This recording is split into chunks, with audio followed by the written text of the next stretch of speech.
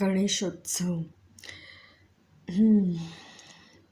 श्रावण मास संपला की गणेशोत्सवाची सुरुवात होते. हा सप्टेंबर महिन्यात येतो.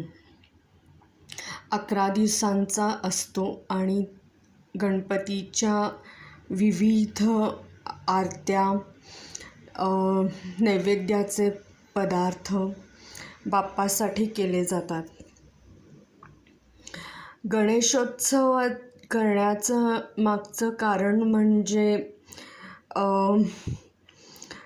ज्यावेळी शंकराला गंगा अवतरली स्वर्गातून, त्यावेळी गणपतीचा जन्म झाला. तर पार्वतीच्या रक्षणार्थ गणपतीनी स्वतःला मृत घोषित केलं.